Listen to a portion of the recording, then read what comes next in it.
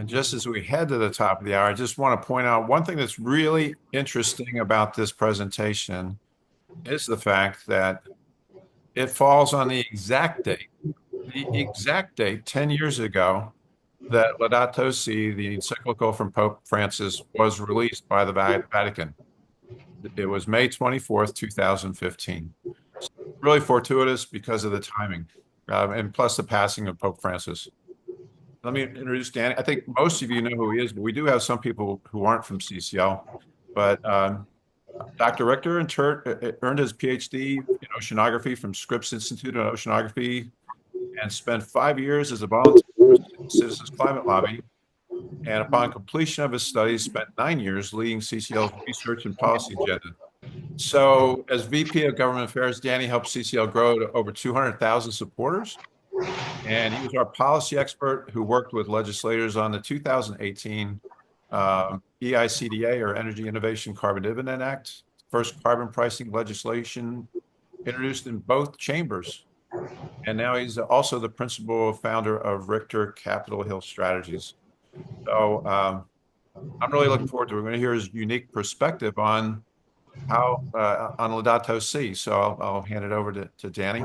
Good to see everybody. I see a lot of old friends on this call, so it's a pleasure to be here with you. Thanks for turning out on a Saturday. And I do, for the blog, it was I wanted to do it because of the passing of Pope Francis. I think that he was a huge leader on putting the poor first, and a huge he led with humility and Laudato Si really moved the church forward, I think in an important way, the Catholic Church. It should be noted that Pope Benedict was known as the Green Pope before Pope Francis came out with Laudato Si, so there was a bit of a trend, but certainly Laudato Si moved things forward. So I just want to start by saying that I was sorry to see Pope Francis go. Um, and the reason I'm here is because I really had a remarkable seat at the for the writing of Laudato Si a year before, which I did not deserve. There was nothing in my resume to suggest that I should have been there, but I was there anyway, and I really relished the opportunity to be there. And so with this presentation, I have three goals. I hope to, one, give you a little bit of a feel for what it was like to be there at this prelude to Laudato Si. I want to bring all of you back to 2015 when it came out, try and refresh your memories of what the world felt like then, at least for me, and hopefully it'll remind you too.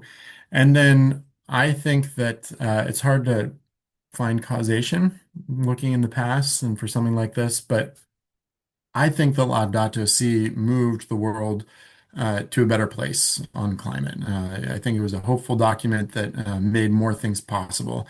And so my third goal is that you'll leave with perhaps agreeing with me. But first, I'm going to start with a highlight. I'm also going to end with a highlight. And so I'm going to share my screen. This conference was the first ever gathering of the Pontifical Academy of Science and the Pontifical Academy of Social Science.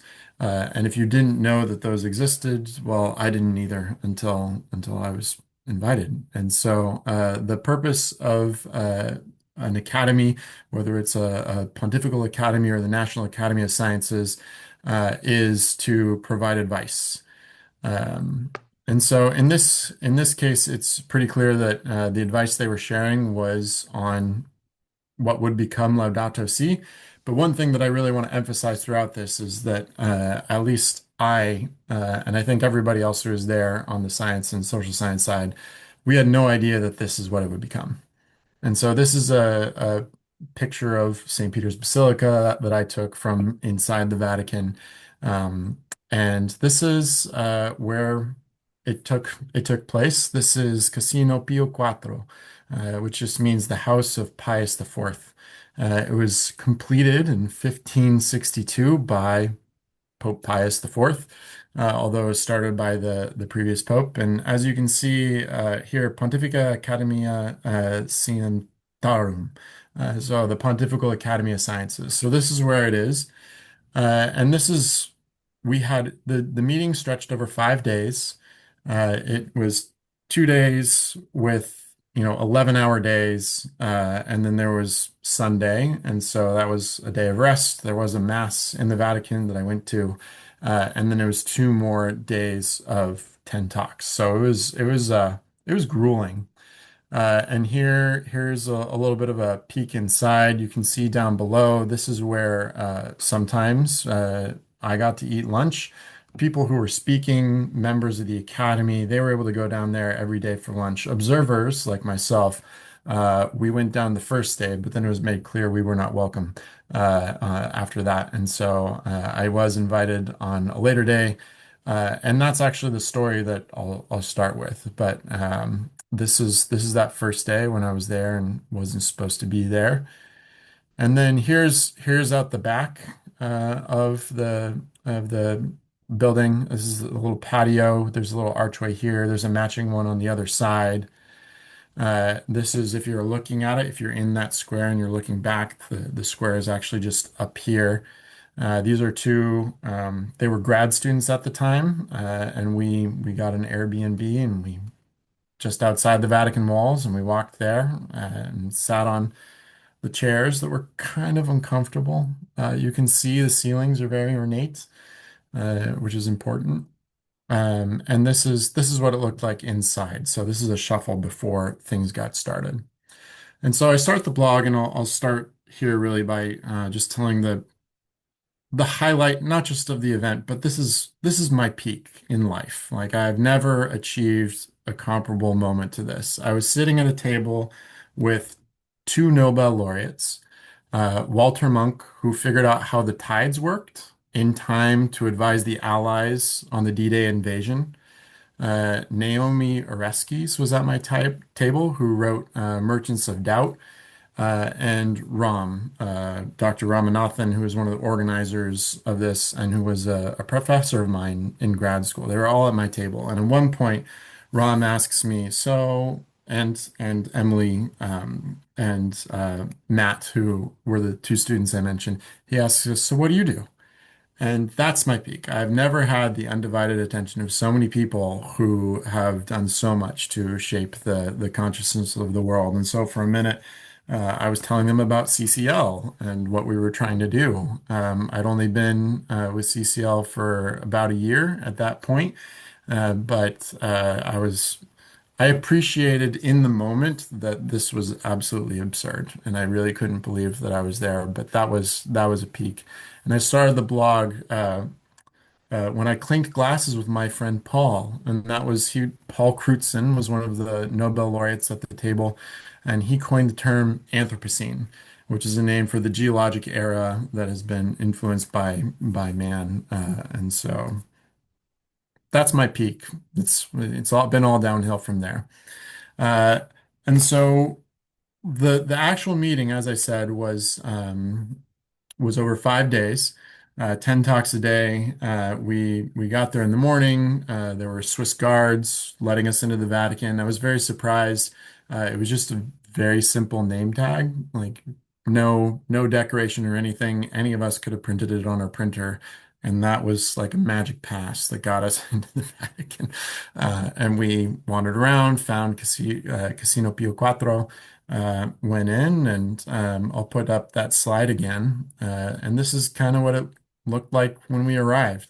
So there were these rows, 3 rows, and they had little listening devices like at the UN, so you could translate. There were some talks in different languages.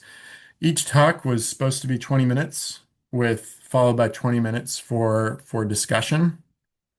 And everybody who was invited to give a talk, uh, they um, they submitted that in writing beforehand. So in theory, everybody would have had the chance to read those talks. And in retrospect, it's pretty clear that Pope Francis knew what he was doing.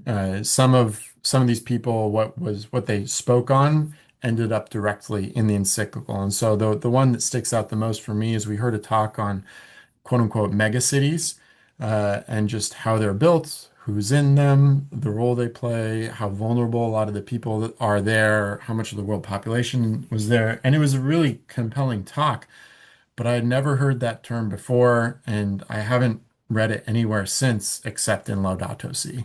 And so that is to me a key exemplar of just how influential this gathering was for the formation. And you can see over here this little corner. This is Emily again. She's talking to Dan Misla, who was at the time the executive director of the Catholic Climate Covenant, fellow observers. And while these chairs started off sort of comfortable after about don't want to show that after about 11 hours sitting in this chair, I can tell you that there were five springs in those chairs, and there were two in the front, two in the back corners, and one right in the middle. And I really felt that spring. So it was a long, long time to be sitting down.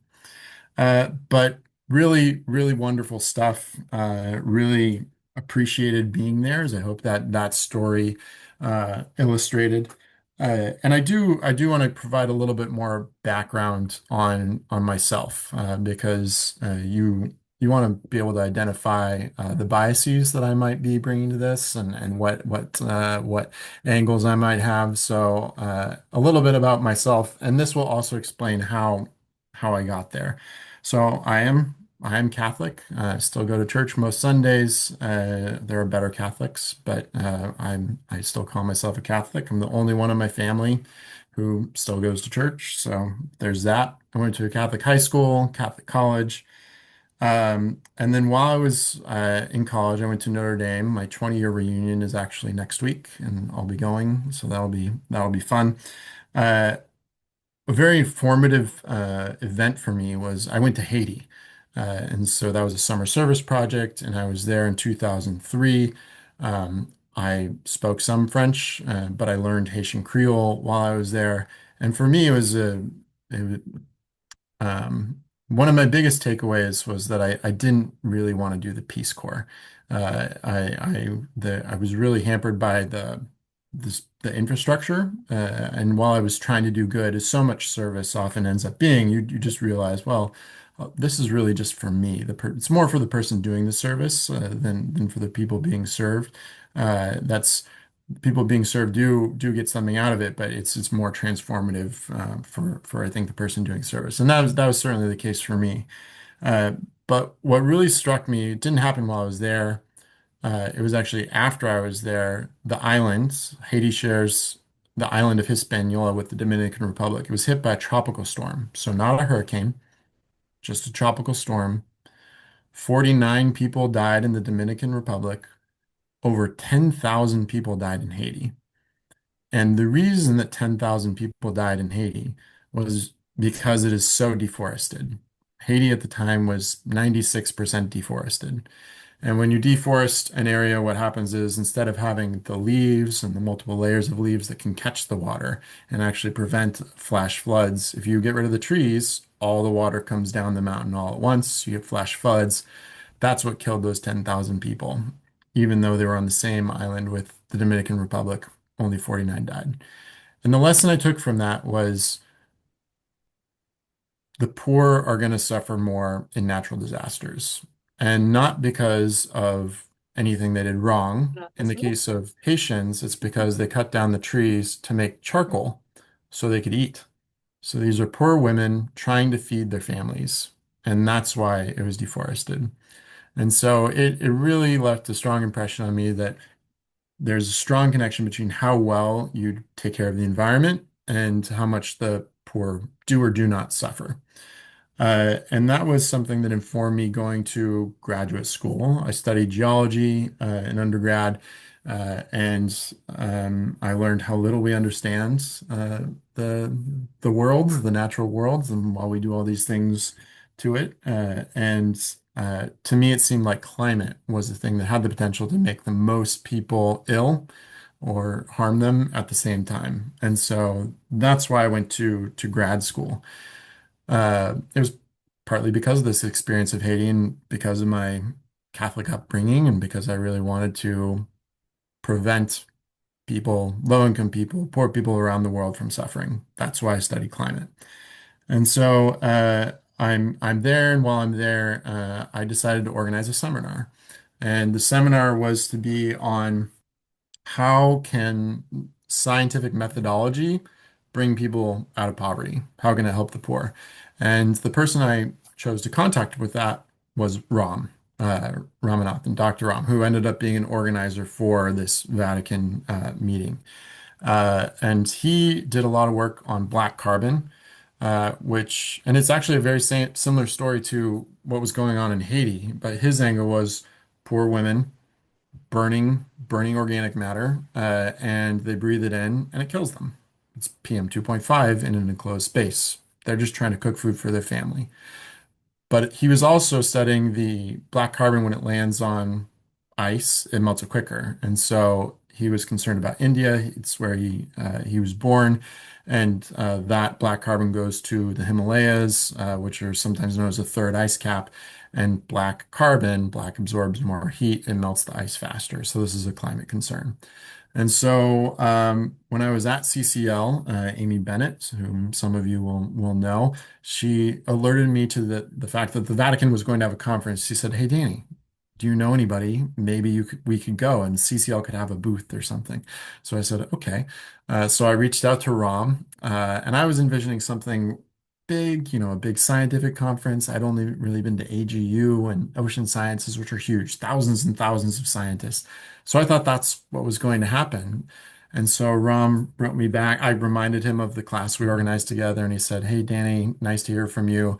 I'm on the organizing committee. I've given you a strong recommendation." So I say, "Okay, great." And then I go, and of course, I find out there are only 86 people invited to this conference, and only 26 observers. So what I didn't know ended up helping me in this case, and of course, Amy Bennett ended up helping me. So that's how I got invited to attend this conference. Uh, Now I want to try and bring everybody back a little bit to 2015.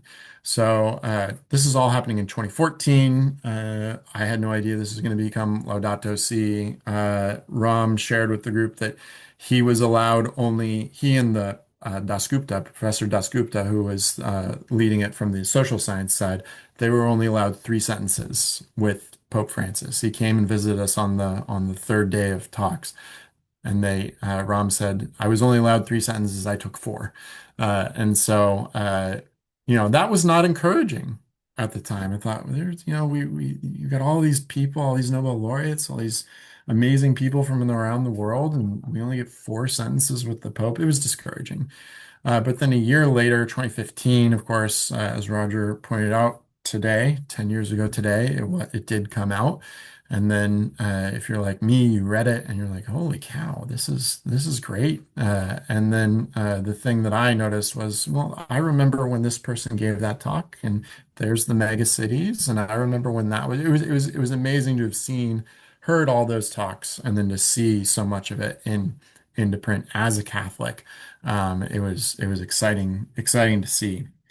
But going back to 2015, uh, the last unsuccessful effort in the United States to pass climate legislation was 2009, the Waxman-Markey climate bill, which failed. Um, CCL was busy trying to get a Republican congressman from New York, Chris Gibson, to introduce a resolution that just said climate change is real, humans have had an impact, and Congress should do something about it. And that did happen in September. It happened September 17th, I think, of 2015. And at the time, that felt like a big deal. And I think, a pretty emblematic of just how bad things were in the United States at that time. We can't even get Republicans to say that humans have an impact and Congress should do something. That felt like a high bar.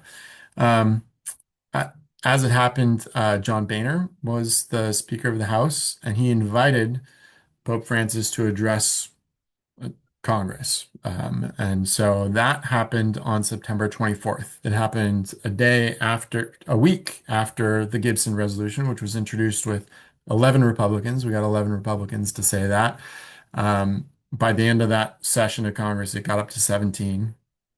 So, but a week after Pope Francis came, he addressed Congress, and then Speaker Boehner, who was Catholic, was sitting there right behind him. He was wearing a green tie, and the very next day he retired. He announced he was resigning from his position, and that kind of felt significant. He never said it, but it kind of felt like there was a connection. Like he got what Laudato Si was saying, and maybe it gave Republicans a bit more permission to go out there on climate.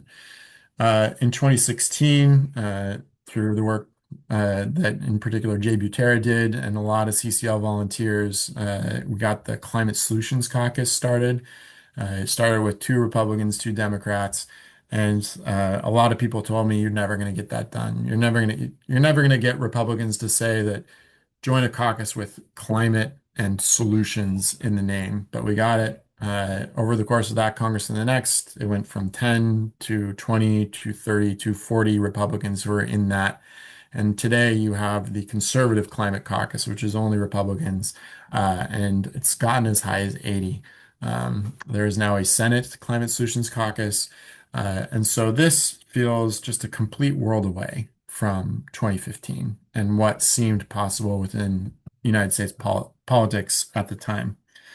Another thing that happened at the end of 2015 was the Millennium Development Goals issued by the UN were renamed the Sustainable Development Goals. This is something that was previewed for us at that meeting in the Vatican, where I was sitting in my uncomfortable chair for 11 hours a day. There was what's his name? Yeah, I think it was Joachim Steiner, but he was a undersecretary of the UN, and he let us know that this change is coming, and so the kind of people who were there and who would know and who could influence things like changing Millennium to sustainable, they were also at this meeting, and so I don't think that's just to say I don't think it's impossible that this meeting, and in particular the encyclical, much more the encyclical, had an influence on the course of events. And at the end of 2015, December, was the COP, the Conference of the Parties in Paris, where the Paris Climate Agreement was signed. And that remains the seminal climate agreement to which all climate conferences still refer back to. And it enables voluntary commitments, nationally determined contributions by each country. It's not enough. It needs to be better. But countries do make commitments and they make good faith efforts to try and meet those commitments. And it's a standard to which other countries can hold them, which would not exist otherwise. And to me, it seems possible that Laudato Si coming out when it did was wind in the sails of that effort. It was wind in the sails of the COP process and having the Pope say so clearly that, look, there is this link between the least among us and how we treat the natural world, in particular on climate, and we should do better. There is a moral imperative to do better. So again, I can't prove causality there, but it seems to make sense to me. And so I'm going to put this back up because and this is actually a picture of Rom. You can see him in the foreground talking to Pope Francis. This is when he got his four sentences in there. And you can see from the other side this young man with his ancient camera taking a picture, little paparazzi. That's me.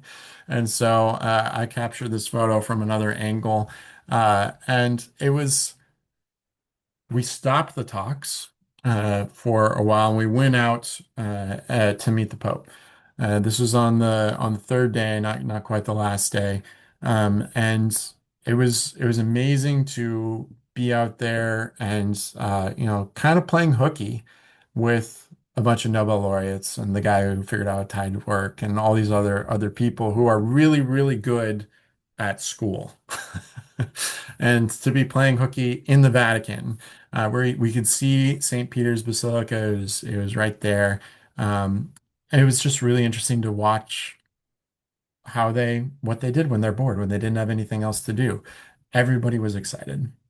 You had atheists in the group, you had Jews in the group, you had non-Catholic Christians in the group. Everybody was excited to meet the Pope.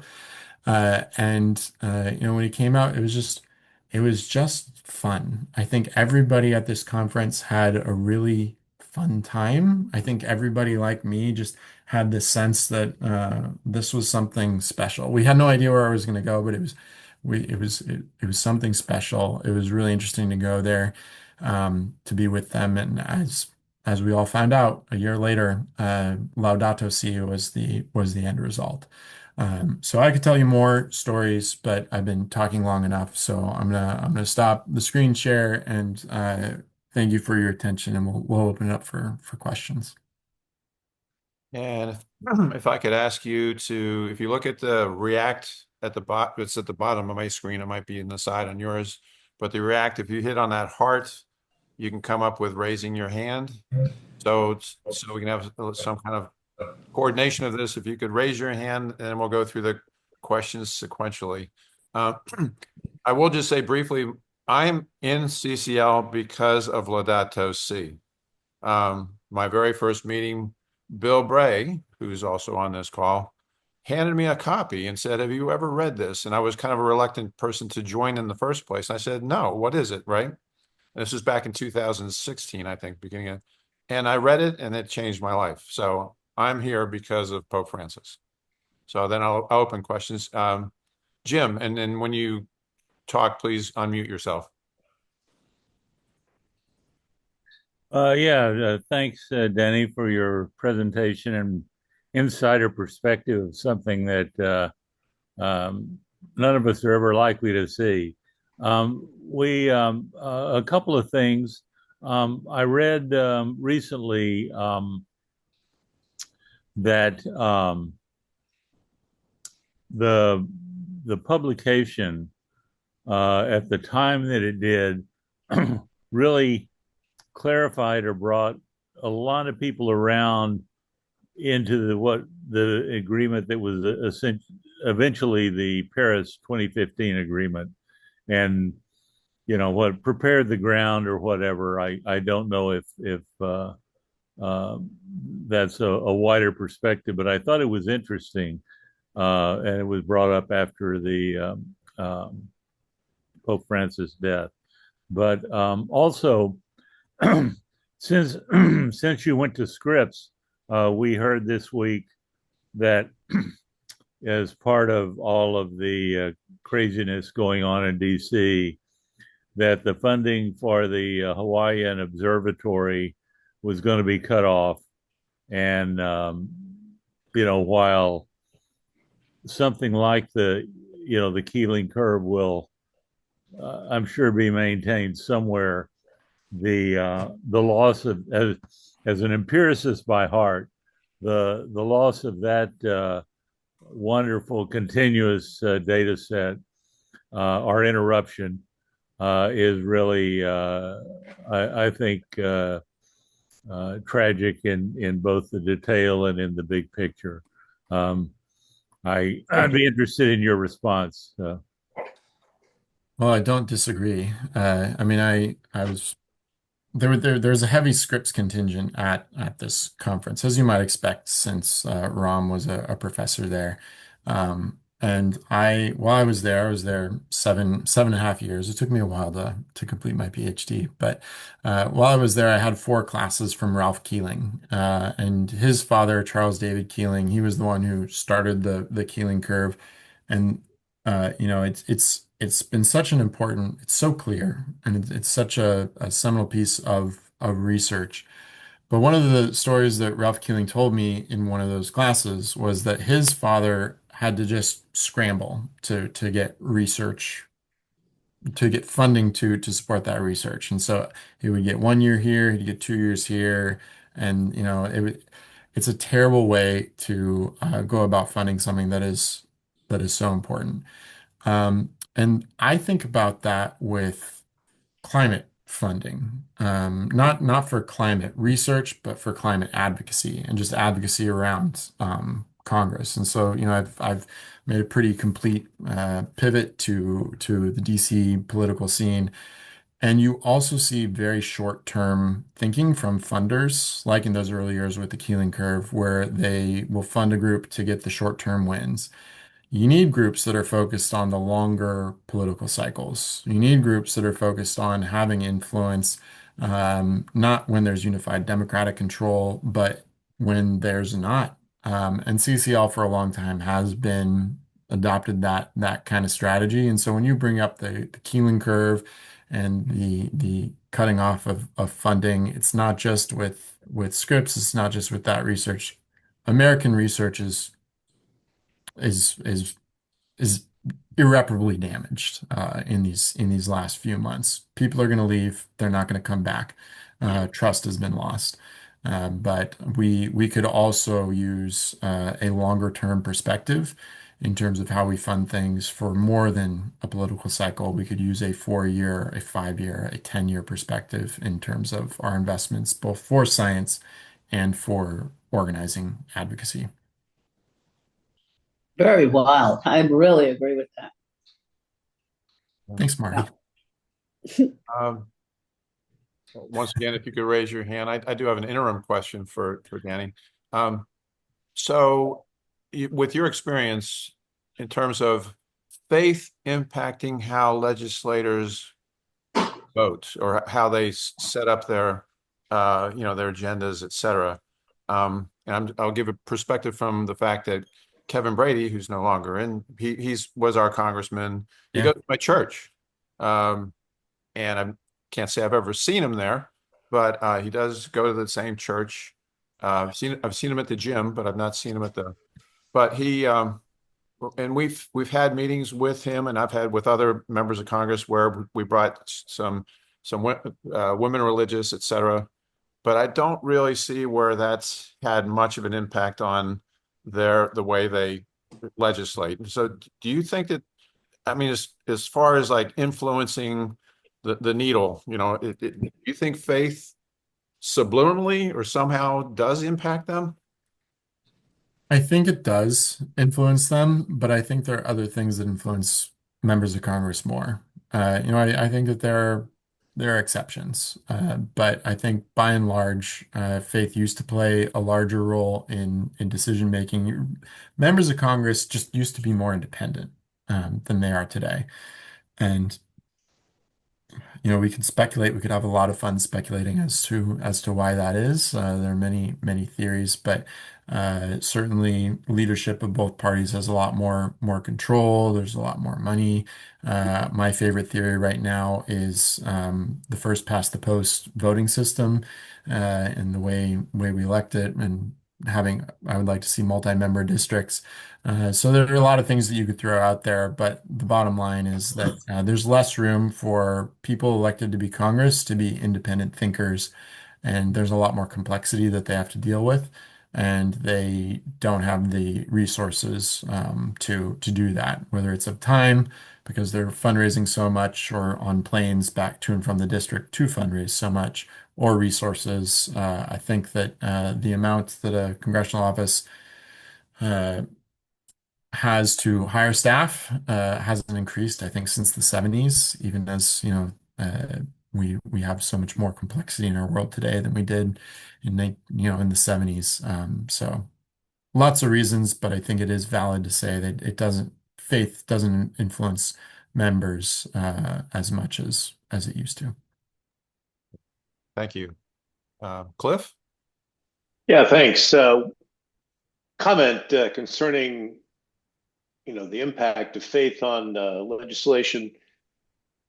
There's a lot of Catholics in this country, perhaps as many as 50%, who are far more conservative than the Vatican and did not accept the climate position of Pope Francis as expressed in Laudato Si.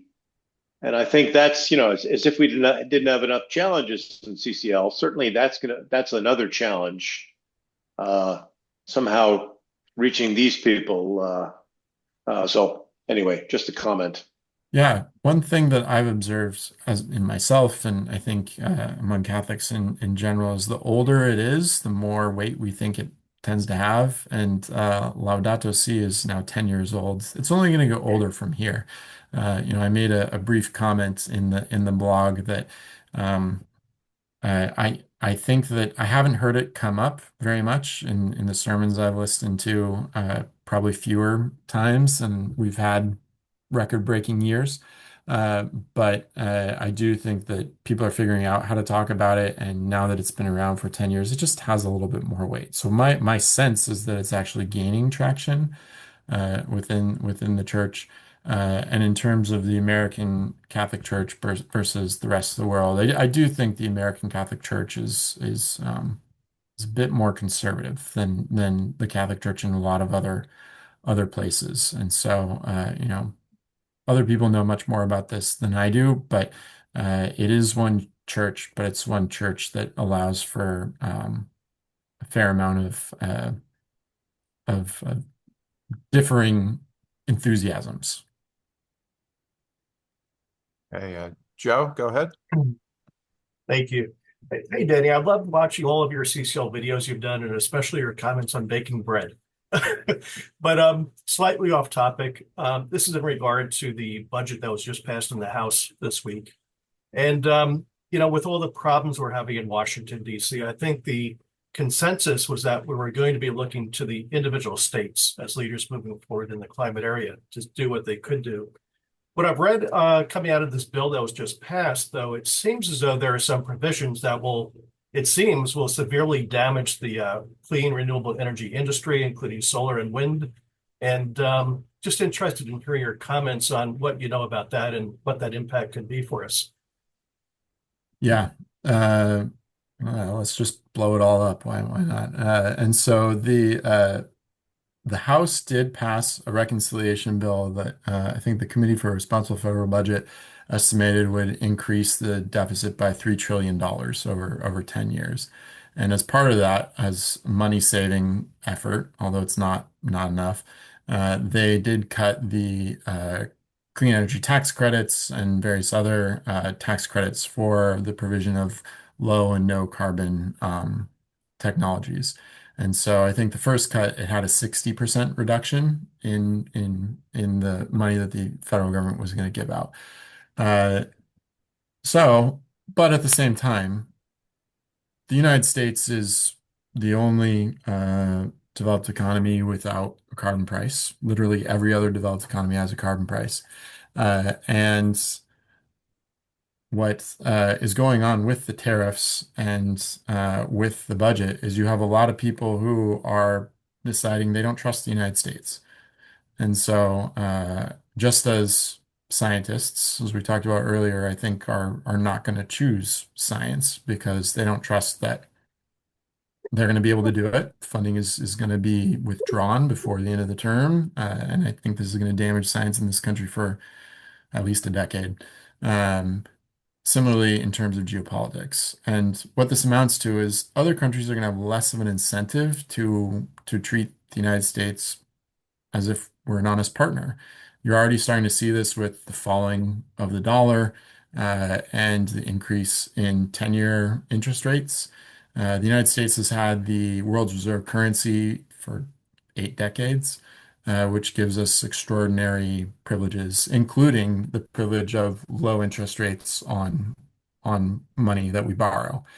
So we are already paying more than $1 trillion in debt, just debt. That's more than Medicaid. It's more than we spend on national security, just servicing our debt. That price tag is going to go up more if we lose that status as the world's reserve currency because of the loss of trust that the passage of this bill through the House is already causing. So it's bad. I don't think it's going to pass. It's passed the House, but it needs to pass the Senate. The Senate has a $2 trillion higher ceiling, so I think that they're going to pass a version that keeps more of those credits, but then it has to go back to the House. I don't think they get it through the House. So my best guess is that they do not pass reconciliation, and they have to do a bipartisan bill to extend part of the tax extensions. That's why they're doing this. But they have already destroyed so much faith and credit of the United States. And so I think that we're going to have higher borrowing costs. And it's just going to cause a reckoning in terms of taxing and spending. No other country can get away with what we've gotten away with in terms of cutting taxes while also increasing spending.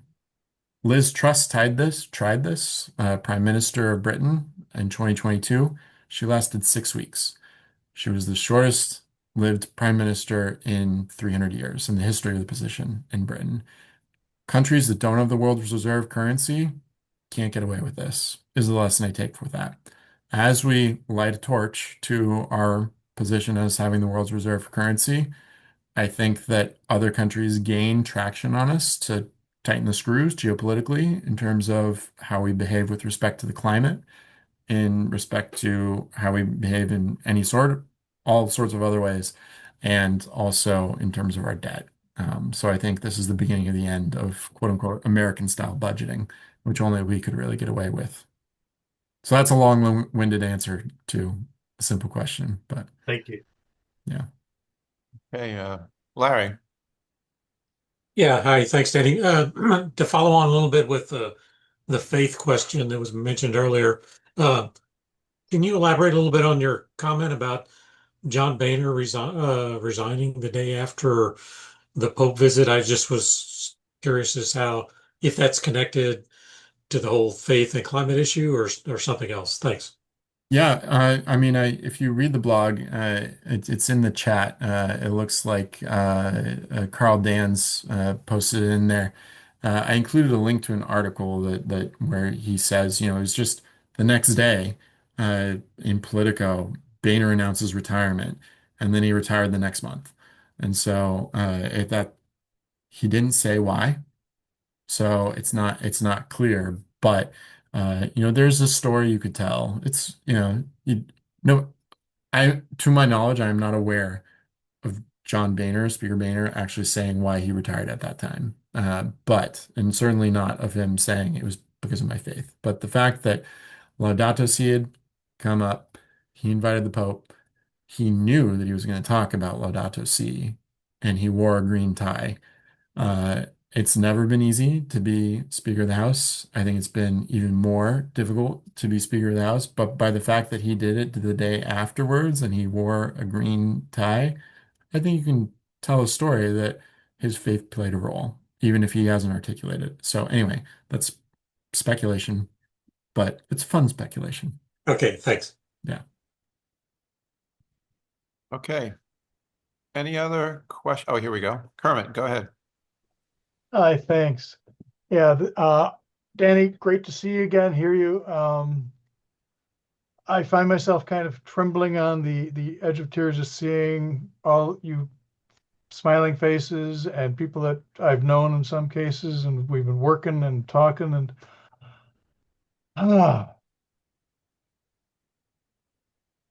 I guess the question is coming up for me and Eddie, and I don't know if this is fair, but where do we go from here? We've had over a decade that CCL has been churning, decade that this has been, Laudato Si has been part of the cultural and faith community backdrop. From your perspective, which is one that I think you have a lot to see and a lot to say, what next? Yeah, well, I mean, here I'm glad we're talking about faith because I think this is where faith plays a big role. I mean, you don't know the answer, you just take the next step. And so I think that if you don't have that, you don't. And so I don't have a I don't have a I don't have a, I don't have a marching plan for you. I don't have a clear next steps except to say that this is the good fight.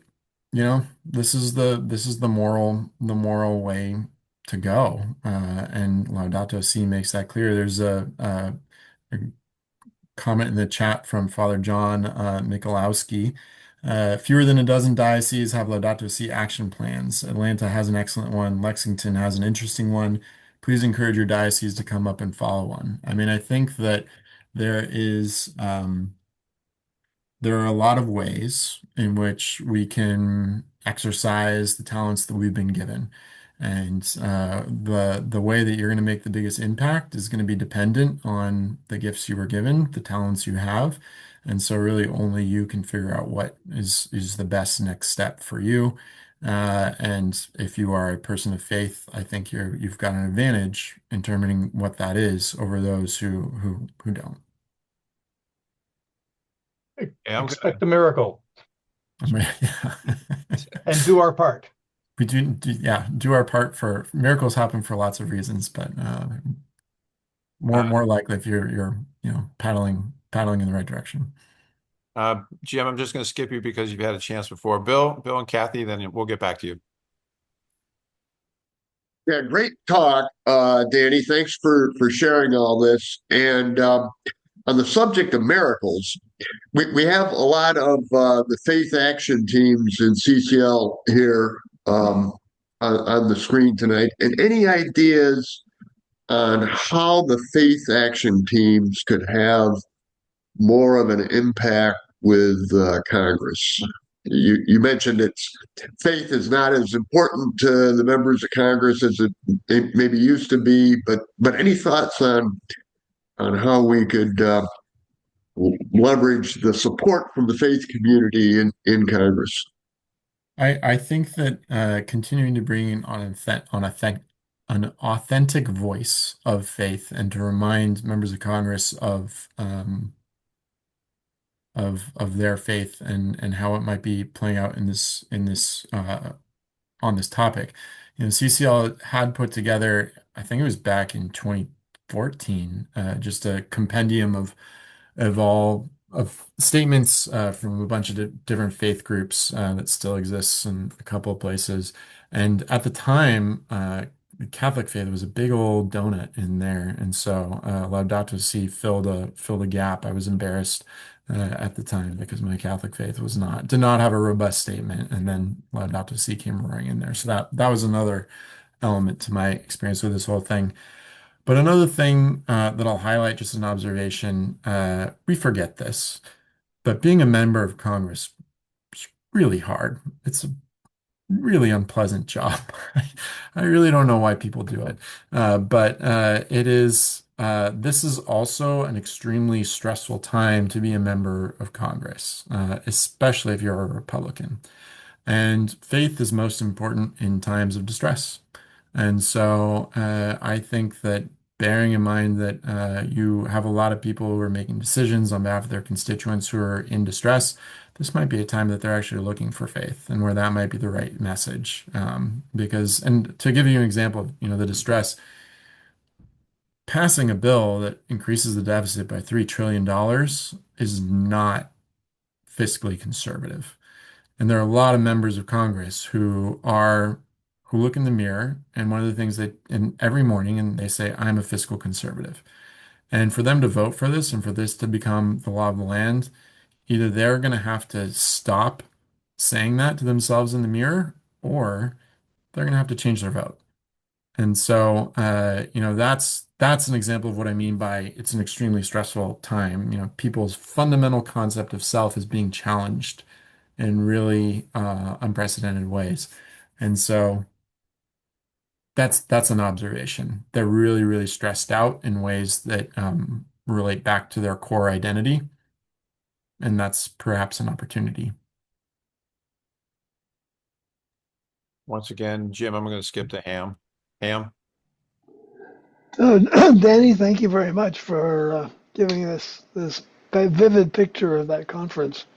I was wondering whether, given that so many of the members of the Supreme Court are Roman Catholic, if there's any way to bring Laudato Si to their attention.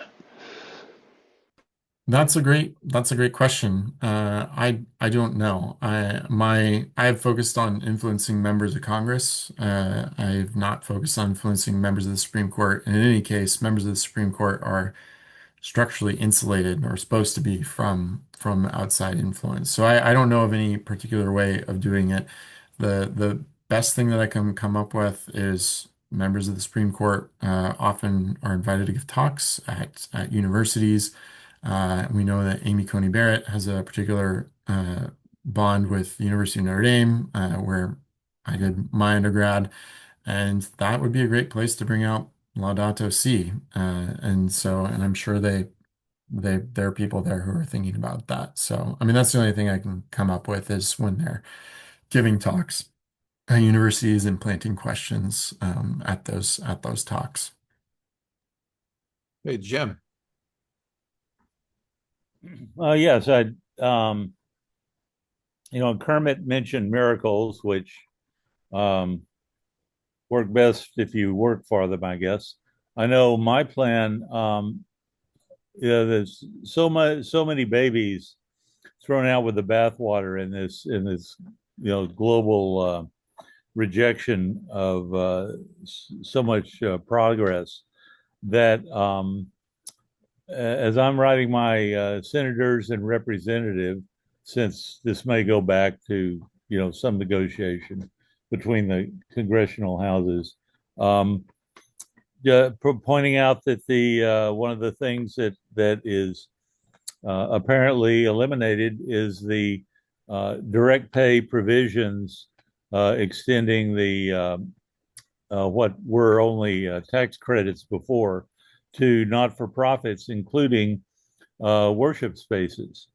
And I plan to emphasize that, well, if we can eventually do some of the same things in order to lower our utility bills. But if we do that, then that'll be whatever we pay in utilities is funds that won't go to our other various missions. And I think chipping away at some of the elements may not make a big difference, but since I'm sure there'll be people in the Senate that want to put their 2 cents worth in on it, I figure it can't hurt, and it does tie into to the faith groups and the things going on around our state and other states. So that's one suggestion, since this is a phone calling and letter writing bunch here. I figure every little bit can't hurt. Thank you. I'll just add on that I think that's a great suggestion, and I'll just tack on that there's just no way that members of Congress know what they were voting for. This happened way too quick, and somebody, it was Ben Pendergrass, who the CCLers on the call will know, there were during the hearing there were Democrats were bringing up points and Republicans were saying, "What? That's in the bill?" And so there's just no way that they know everything that's in there. This moved very quickly. There weren't hearings on it in the way there usually are. So this is an ill-considered bill. They're relying on the Senate basically to fix it. And so this is part of why I think it's not going to pass. The House is just too narrow, too narrowly split, and the Senate is going to come back with a very different bill. But highlighting those elements, as Jim just suggested, I think that's a smart tactic. Okay, Larry's will be the last question. I do have one slide I need to share before the end at the top of the hour. So, Larry, go ahead. Yeah, thanks. Speaking of fiscal conservatives and chomping at the bit, I saw a slide the other day presented by Alex Trumbeth from the Breakthrough Institute, and he was referring to people are upset with the perpetual subsidies of renewables. And it made me want to just jump out of the screen and say, well, what about all those favorable entrenched tax credits for fossil fuels that if you go back and add up over 50 years, excluding externalities, totals 500 billion to $1 trillion. If you want to talk about perpetual subsidies, shouldn't we get rid of those first? So my question is, is that something CCL volunteers can bring up in a tactful way, or does that just blow up at the beginning of the conversation? Your thoughts? Thanks. I think if you can do it authentically, like if you are authentically a fiscal conservative and that's something that you vote on, then yeah, I think you can bring that up. I mean, because that is a clear contrast. But if you're not, if you don't have that in in your worldview, it's hard to pull that off. There needs to be some authenticity behind that. That needs to be the kind of thing that you would bring up on any topic and do, much to the annoyance of your friends and family. So. Okay. I do have one slide to show, but then I also want to point out that within the chat, there are a couple of links to, or a link to, if you're a CCL member, to log your attendance if you would like to. It's done automatically.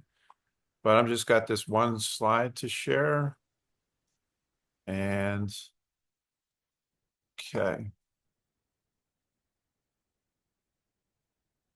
Okay.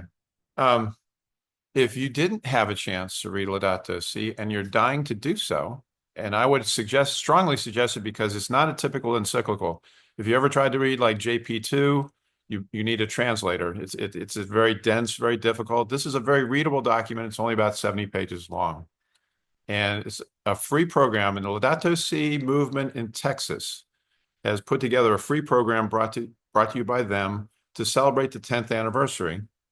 And take the challenge to read this 70-page document at your own pace this summer. You can do it at, read it all at once, or you can dose it out over through the summer. Afterwards, you can choose to partake in a virtual or in-person discussion group this September. So like if you get people in your parish to do this or your church, and then you can get your own group together to do a discussion in September. It's open to all people in North America, has no cost. And the encyclical is also free online in just about every language you can imagine. So if you want to sign up, you can, if you want to take a shot of that QR code, you can then get the registration form. In addition, you can sign up using a QR code that I will put into the chat, or Joe could do that. I'd appreciate that. But either way, you can sign up for this. Once again, it's free. No one's going to check whether you really do it or not. But Laudato Si Movement Texas, Linda Sandish is the person who put this together, and she's already got a number of people around the country signed up. So I think this is a really great opportunity to read it, and it is a very beautiful document. It doesn't just cover climate change; it covers all kinds of things on how we're conspicuous consumption, how we treat the poor, etc. So I just I've read it several times, and it is a very easy read, written in very easily read English, or whatever language you might have. So that's my plug, and let me see, what else do I have here? I just go to the very end here. So in closing, and first off, many thanks to Dr. Danny. Just everybody give him a round of applause. This has been outstanding. What a great perspective. What a different perspective. What a unique perspective. I think we all got a lot out of this. Save the date. Next CNC will be in September 27th. It's going to be about the growing U.S. carbon price gap. John Gage is going to be our speaker. And why September, you may say? Why September? We're dying to have another one in June. Well, the entire staff is taking a sabbatical. We've had, a very, very difficult year. It's been a very, we got many things on our plate, but we want to take the summer off. So the crack staff at Cocktails and Conversation is taking the summer off. So that way, stop share. Once again, Danny, thank you so much for a really very fascinating presentation. And I'll let everybody go back to their Memorial Day weekend. Pleasure being here with you all. Thanks, Roger. Thank you. Thanks, Danny. Roger. Great. Thanks, Danny. Thank you, Danny. That was Thank so you, good. Danny. Yeah.